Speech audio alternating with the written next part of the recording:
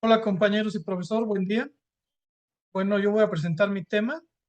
Voy a tratar de que sea en el tiempo que habíamos acordado, de 10 minutos. Y yo les quiero dar una introducción breve, muy breve. Sé que el profesor dijo que nos fuéramos más rápido. Bueno, voy a tratar de hacer todo en 10 minutos. La presentación se las comparto y ahí ven lo que me va a faltar por hablarlo, ¿no? Bueno, el síndrome nefrótico es tema que me toca, no es igual que el síndrome nefrítico. El síndrome nefrótico es una enfermedad del riñón que ocasiona que el cuerpo elimine demasiadas proteínas en la orina. Este suele aparecer como resultado del daño en los pequeños vasos sanguíneos de los riñones que filtran los desechos y el exceso de agua en la sangre. Generalmente también incide con alguna enfermedad subyacente. Ajá, ese es el riñón y bueno, esa es una sección transversal del riñón y los riñones eliminan los desechos y el exceso de líquido de la sangre a través de unidades de filtrados llamadas nefronas. Cada nefrona contiene un filtro que se llama glomérulo, ajá, que tiene una red de pequeños vasos sanguíneos llamados capilares. Cuando la sangre fluye hacia los glomérulos, las moléculas pequeñas de agua y minerales, entre otros nutrientes esenciales, pues todos son desechos, pasan a través de las paredes capilares y bueno, las moléculas grandes no lo hacen, como son las proteínas y los glóbulos rojos. Entonces, la solución filtrada pasa a otra parte de la nefrona que se llama túbulo y bueno, el agua, los nutrientes y minerales que el cuerpo necesita se vuelven a reabsorber y el resto se vuelve orina y fluye hacia la vejiga. Ahora, pues las causas del síndrome nefrótico usualmente se deben a daños en los racimos de los vasos sanguíneos diminutos o llamados glomérulos. ¿Ah? Este filtra la sangre y cuando pasan los riñones y separa lo que tu cuerpo necesita de lo que no, este, pues lo resintetiza y lo demás lo elimina. Un glomérulo saludable eso hace. Tiene las proteínas, principalmente la albúmina de la proteína, que es la que nos ayuda o se necesita para mantener la cantidad adecuada de líquido en el cuerpo. La enfermedad es precisamente eso, que no se filtra y se excreta. Ajá. Esto trae también otras enfermedades, o más bien se produce esta enfermedad por otras enfermedades como la renal diabética, la nefropatía por cambios mínimos, este, la nefropatía membranosa, un lupus, entre otras.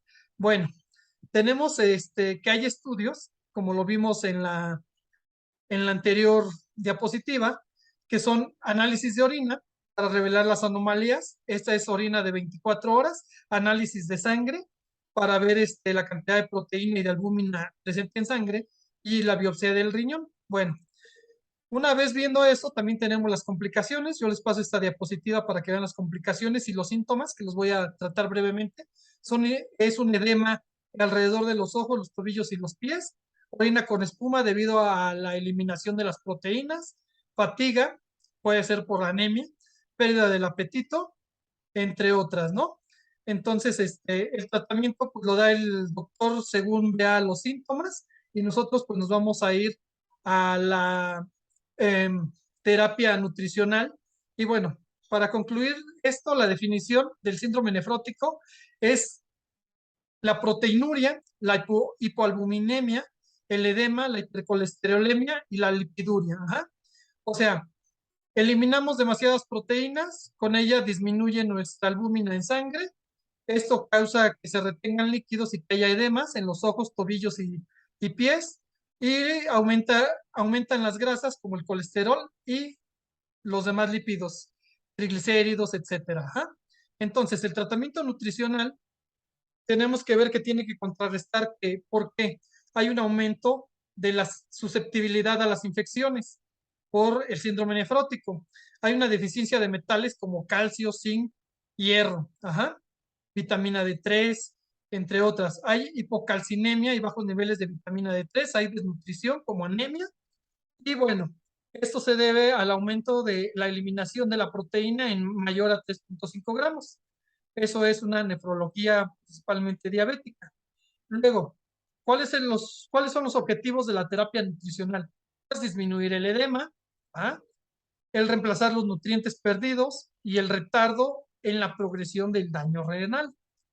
Ahora, las pautas nutrimentales son la energía. ¿Cuánto le vamos a dar? Les vamos a dar 30 calorías, según lo que dice la teoría, en pacientes obesos o en pacientes mayores a 60 años. pero hay otro que dice que les demos 35 kilocalorías por peso por día, pero sobre el peso ideal, o sea, sacamos su peso ideal y con ello le damos pues, 35 calorías en ese peso, ¿sí? Por kilogramo por día. Ahora, la dieta debe ser hiperproteica. ¿Para qué? Para disminuir la proteinuria, para mantener el balance nitrogenado neutro, para disminuir la progresión del daño renal. También al quitar las proteínas, principalmente las animales, vamos a disminuir la grasa en sangre. Ahora, tema importante, los líquidos y el sodio. El sodio debe ser menor a 2000 miligramos por día. Haciendo cuentas con lo que nos enseñó el profesor, son menos de 5 gramos de sal al día. Ajá. Los líquidos entre un litro y un litro y medio al día. Aunque si hubiese hiponatremia, tenemos que disminuirlo a menos de un litro al día todavía. Ahora, las proteínas. Hay aquí un dilema entre más proteínas o menos proteínas. Ya habíamos hablado que debemos de darle menos proteínas. ¿Cuánto es menos? Pues le tenemos que dar 8 gramos por kilogramo por día. Ajá. Ya si el paciente no está teniendo muchas pérdidas, le damos de 8 a 1 gramo por kilogramo por día, pues según esto, ¿no? Pero si tiene pérdidas mayores a 3.5 gramos, le damos 8 gramos por kilogramo por día y le aumentamos 3.5 gramos de pérdidas o le damos no 0.8, sino 1 gramo. Ajá, pero esto tomado del peso ideal. Ahora, si nosotros le damos proteínas normales o más proteínas, esto aumenta el flujo sanguíneo y el aumento del filtrado glomerular aumenta. Ajá. Entonces esto crea un daño de transporte de elementos, trazas y lípidos. Esto hace un aumento en la fibrosis del riñón, lo que hace que aumente la producción de citocinas y esto aumenta igual la permeabilidad de los capilares, o sea, se abren más y pues salen más proteínas, lo que nos lleva a una proteinuria y a un catabolismo de la albúmina. Al eliminar proteína, pues ahí va la albúmina y pues esto no debe suceder. Entonces, bueno, quedamos que 0.8 gramos por kilogramo de peso sobre el peso ideal por día. Y ahora encontré que la proteína vegetal, principalmente la de soya, disminuye la excreción de proteínas por la orina y mejora los niveles sanguíneos de grasa en sangre. Ajá. Todavía se tienen que hacer más estudios, pero bueno, al menos los pocos que hay han, han concluido que la proteína vegetal, principalmente la de soya, es buena para pacientes con, con, este, con esta patología del síndrome nefrótico. Ahora, ¿qué más? Vamos a los carbohidratos o hidratos de carbono, como es correcto decirlo. Hidratos de carbono, vamos a darle 55 a 65% de la dieta diaria va a ser de hidratos de carbono. Ajá. De preferencia vamos a disminuir los simples y aumentar los complejos y vamos a asegurar un aporte de fibra del 25 a 30 gramos por día. Ajá. Luego, las grasas. Quedamos que tenían una hiperlipidemia. Entonces, pues aumentar, esas personas tienen elevado el colesterol, los triglicéridos, les aumentan las proteínas de baja densidad, de intermedia densidad y de muy baja densidad, y les disminuyen las high density lipoprotein, que son las lipoproteínas de alta densidad que deben de mantenerse elevadas. Ajá.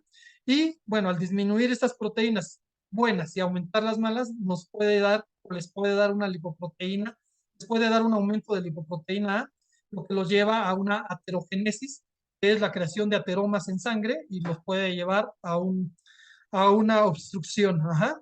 Entonces, la disminución de las grasas sanguíneas retardan el daño renal. ¿Por qué? Por el filtrado del que hablamos en un principio. Entonces, a estos pacientes hay que darles un 30% de la dieta diaria de grasas, de lípidos. Ajá. De estas, el 10% deben ser ácidos grasos poliinsaturados y menos de 200 miligramos de colesterol. Y debemos de aumentarles el aporte de omega 3 junto con la vitamina D, con la vitamina D3. Ajá. Entonces, los omega 3 retardan el aumento de la creatinina sérica y disminuyen la eliminación de proteínas vía renal. Entonces, por ello es que debemos incluir estos omega 3. Es muy importante. Ahora, suplementos. ¿Qué suplementos les debemos de dar? Calcio. Ajá. Sí, ¿por qué? Porque son los que se eliminan junto con la proteína.